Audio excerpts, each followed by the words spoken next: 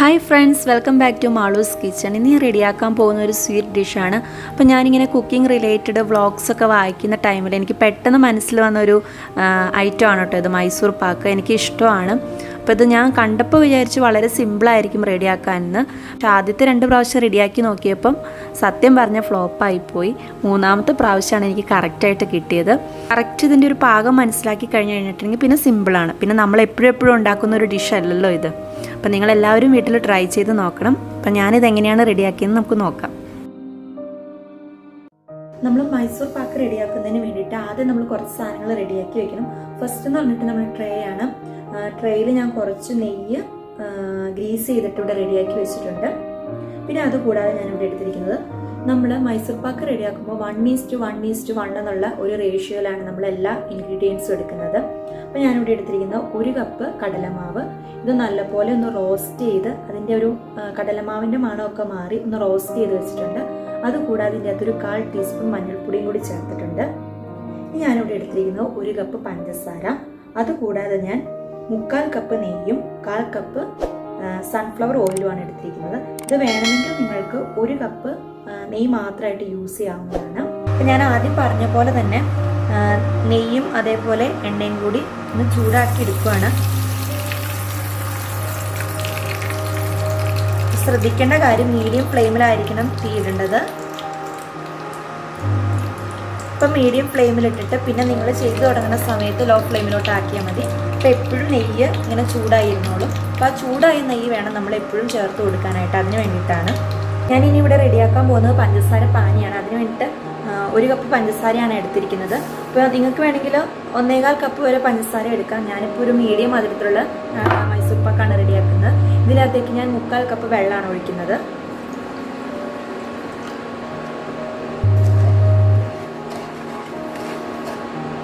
നല്ലപോലെ ഹൈ ഫ്ലെയിമിലിട്ടിട്ട് നല്ലപോലെ ഇത് പതഞ്ഞു പൊങ്ങുന്ന സമയത്ത് നമ്മൾ ഇങ്ങനെ ഒരു മരത്തിൻ്റെ ഒരു തവി യൂസ് ചെയ്തിട്ട് നോക്കുക. ഇങ്ങനെ ഒരു നൂൽ പാകം വരുന്നതാണെങ്കിൽ ഇത് ആ പാകമാകുമ്പോൾ നമുക്ക് കടലമാവ് ഇതിൻ്റെ അകത്തേക്ക് ചേർത്ത് കൊടുക്കാം. അപ്പോൾ ഇതൊന്ന് റെഡി ആവട്ടെ, അതിനായിട്ട് നമുക്ക് വെയിറ്റ് ചെയ്യാം. ഇപ്പം നമ്മുടെ പഞ്ചസാരപ്പാനി ഇവിടെ റെഡി ആയിട്ടുണ്ട്. അപ്പോൾ നമുക്ക് നോക്കുമ്പോൾ അറിയാം ഇങ്ങനെ അത് ഒറ്റ നൂല് വരുന്ന പാകം. ഇതാണ് ഇതിൻ്റെ കറക്റ്റ് പാകം. ഈ പാകം വിട്ടു പോകാൻ പാടില്ല. ഞാനിതിലേക്ക് റോസ്റ്റ് ചെയ്ത് വെച്ചിരിക്കുന്ന കടലമാവ് ഇട്ട് കൊടുക്കുകയാണ്. അപ്പോൾ 2 പ്രാവശ്യമായിട്ടാണ് ഞാൻ ഇട്ട് കൊടുക്കുന്നത്. ഇട്ട് കൊടുത്തു കഴിഞ്ഞിട്ട് നമ്മൾ ശരിക്കും ഇങ്ങനെ ഇളക്കിക്കൊണ്ടിരിക്കണം.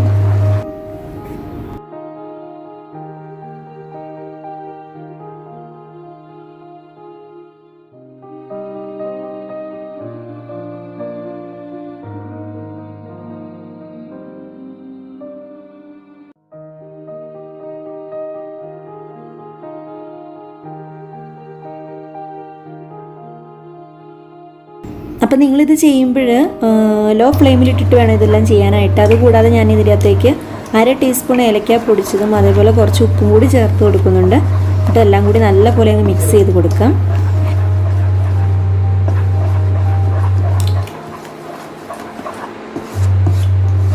ഇതിപ്പോൾ നല്ലപോലെ മിക്സ് ആയിട്ടുണ്ട്. ഇനി നമുക്ക് കുറേശ്ശെ നെയ്യ് ഒഴിച്ച് കൊടുക്കാം. നെയ്യ് ഒഴിച്ച് കൊടുക്കുമ്പോൾ നല്ലപോലെ ചൂടായിട്ടിരിക്കണം. അപ്പോൾ ഞാനിവിടെ മറ്റൊരു പാനിൽ നെയ്യ് ഇവിടെ ചൂടാക്കി വെച്ചിട്ടുണ്ട് ലോ ഫ്ലെയിമിലിട്ട്.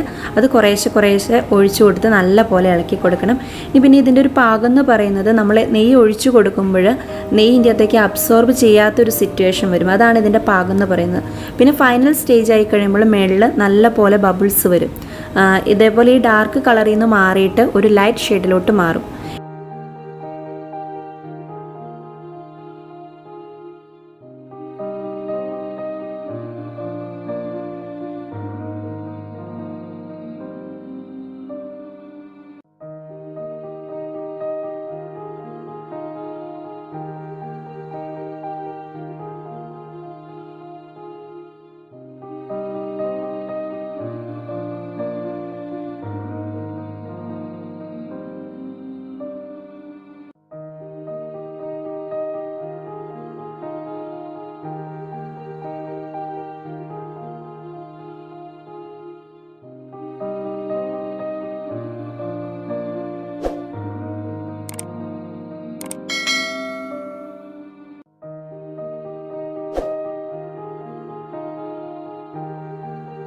ഏകദേശം പാകമായിട്ടുണ്ട്.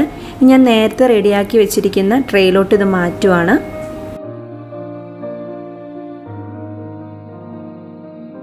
അപ്പോൾ ഞാനിത് ട്രേയിലോട്ട് മാറ്റിയിട്ടുണ്ട്. അപ്പോൾ മാക്സിമം ഒരു ഹൈറ്റിൽ ഞാനിത് സെറ്റ് ചെയ്യുന്നുണ്ട്.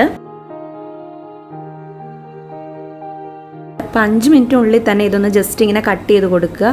അത് കഴിഞ്ഞ് പോയിട്ടുണ്ടെങ്കിൽ പിന്നെ നമുക്ക് കട്ട് ചെയ്യാൻ പറ്റില്ല, അതുകൊണ്ടാണ്. നമുക്കൊരു 1 മണിക്കൂർ ഇതൊന്ന് സെറ്റ് ആവാൻ വേണ്ടിയിട്ട് വെക്കാം. ഇപ്പോൾ 1 മണിക്കൂർ കഴിഞ്ഞ് ഞാനിത് കട്ട് ചെയ്തൊക്കെ ജസ്റ്റ് നോക്കിയിട്ടോ. അപ്പോൾ ഒരു നല്ല മൈസൂർ പാക്ക് എന്ന് പറഞ്ഞിട്ടുണ്ടെങ്കിൽ മിഡിലായിട്ട് നല്ല ഡാർക്ക് കളർ തന്നെ, മേളിലും താഴെയും ലൈറ്റ് കളറായിരിക്കണം. അപ്പോൾ അങ്ങനെ ആയോ എന്ന് അറിയാൻ വേണ്ടിയിട്ട് ഞാനൊന്ന് ജസ്റ്റ് എടുത്ത് നോക്കിയായിരുന്നു. അപ്പോൾ കറക്റ്റായിട്ട് കിട്ടിയിട്ടുണ്ട്. ഇത് കണ്ടോ കളർ ചേഞ്ച്, മേളിലും താഴെയും ഒരു ലൈറ്റ് കളറും ഇങ്ങനെ നടുക്ക് ഡാർക്ക് കളർ. ഇതാണ് ഒറിജിനൽ മൈസൂർ പാക്ക്. അപ്പോൾ ഞാനിത് 2 പ്രാവശ്യം ചെയ്തു. 2 പ്രാവശ്യം ചെയ്തിട്ട് എനിക്ക് കറക്റ്റായിട്ട് കിട്ടിയില്ലായിരുന്നു. ഇപ്പോൾ 3ാമത്തെ പ്രാവശ്യം ചെയ്തപ്പോഴാണ് കറക്റ്റായിട്ട് കിട്ടിയത്. ഇതിനകത്ത് ഞാൻ നെയ്യും അതേപോലെ എണ്ണയും കൂടി യൂസ് ചെയ്തിട്ടുണ്ട്. അതുകൊണ്ട് ഒരുപാട് സോഫ്റ്റ് അല്ല, എന്താ ഒരു മീഡിയം സോഫ്റ്റ്നെസ് ഉണ്ട് താനും. ഇതിപ്പോൾ ഒരെണ്ണം ഞാൻ കട്ട് ചെയ്തപ്പോൾ അങ്ങ് പൊടിഞ്ഞു പോയതാണ്. നിങ്ങൾ കട്ട് ചെയ്യുമ്പോൾ ഒരു 5 മിനിറ്റ് കഴിയുമ്പോൾ തന്നെ പെട്ടെന്ന് ഒന്ന് കട്ട് ചെയ്ത് വെച്ചോളണം, അല്ലെങ്കിൽ പിന്നെ ഹാർഡായി പോയി കഴിഞ്ഞാൽ നമുക്ക് കട്ട് ചെയ്യാൻ പറ്റത്തില്ല. ഇതിപ്പോൾ കണ്ടോ ഇങ്ങനെ പൊടിയണ ഇങ്ങനെ ഒരു പാകത്തിലാണ് ഞാൻ എടുത്തേക്കുന്നത്. ഇപ്പോൾ നിങ്ങൾ നെയ്യ് മാത്രം ചേർത്താണ് ഉണ്ടാക്കുന്നതെങ്കിൽ ഭയങ്കര സോഫ്റ്റ് ആയിട്ടുള്ളതായിരിക്കും കേട്ടോ. ഞാൻ അങ്ങനത്തെ അല്ല റെഡിയാക്കിയത്.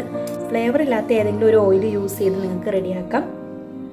അപ്പോൾ എല്ലാവരും വീട്ടിലൊന്ന് ട്രൈ ചെയ്ത് നോക്കണം. നിങ്ങൾക്ക് എന്തായാലും ആദ്യം തന്നെ ചെയ്യുമ്പോൾ കിട്ടും. ഞാൻ ചെയ്ത പോലെ തന്നെ നിങ്ങൾ ഫോളോ ചെയ്താൽ മതി. അപ്പോൾ ഞാനിന്ന് മൈസൂർ പാക്ക് എങ്ങനെയാണ് റെഡിയാക്കിയെന്ന് എല്ലാവരും കണ്ടല്ലോ. അതിൻ്റെ അത് ശ്രദ്ധിക്കേണ്ട കാര്യങ്ങൾ ഇത്ര മാത്രമേ ഉള്ളൂ. ഒന്നാമതായിട്ട് കറക്റ്റായിട്ടുള്ള 1 സ്ട്രിങ് കൺസിസ്റ്റൻസി കറക്റ്റായിട്ട് നോക്കണം. അതുകൂടാതെ നോക്കേണ്ടത് കടലമാവ് നല്ലപോലെ ഡീപ്പായിട്ട് ഫ്രൈ ചെയ്തെടുക്കണം. പിന്നെ നല്ലപോലെ ഇളക്കി കൊടുക്കുക. ഇത്രയും കാര്യങ്ങൾ നമ്മൾ ശ്രദ്ധിച്ചു കഴിഞ്ഞിട്ടുണ്ടെങ്കിൽ എല്ലാവർക്കും ഈസി ആയിട്ട് മൈസൂർ പാക്ക് റെഡിയാക്കിയെടുക്കാം. അപ്പോൾ ഇനി നമുക്ക് മൈസൂർ പാക്ക് കഴിക്കണം എന്നൊക്കെ തോന്നുമ്പോൾ ആരും ഷോപ്സിലൊന്നും പോയി മേടിക്കേണ്ട കാര്യമില്ല. നമുക്ക് വീട്ടിൽ തന്നെ റെഡിയാക്കി എടുക്കാവുന്നതേ ഉള്ളൂ. അപ്പോൾ എൻ്റെ ചാനൽ നിങ്ങൾ ആദ്യമായിട്ടാണ് കാണുന്നതെങ്കിൽ സബ്സ്ക്രൈബ് ചെയ്യണം. അതേപോലെ നോട്ടിഫിക്കേഷൻസ് കിട്ടുന്നതിന് വേണ്ടിയിട്ട് ബെൽ ബട്ടൺ എനേബിൾ ചെയ്യണം. മറ്റൊരു ദിവസം വേറൊരു വീഡിയോയുമായി കാണുന്നത് വരെ ദിസ് ഈസ് വിൽട്ട സൈനിങ് ഓഫ്. ബൈ.